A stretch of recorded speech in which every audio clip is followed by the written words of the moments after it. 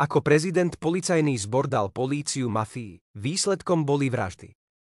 Teraz smeruje na pozíciu šéfa SIS, píšuca ruka vláda ide zákonom vydláždiť cestu jednému z členov Padrejho klanu Tiborovi Gašparovi do vedenia tajnej služby.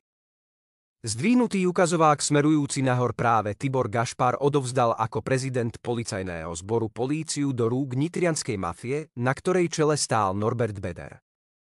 To viedlo nielen k prenasledovaniu a šikane politických oponentov, ale predovšetkým k vražde novinára Jána Kuciaka a jeho snúbenice Martiny Kušnírovej.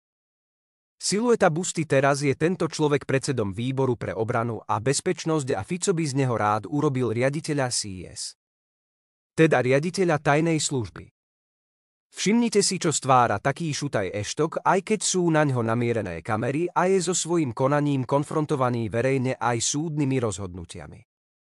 Desím sa predstaviť, čo bude robiť obvinený a obžalovaný z podplácania policajtov a organizovania zločineckej skupiny Gašpar, keď bude svoju činnosť vykonávať mimo reflektorov a pozornosti.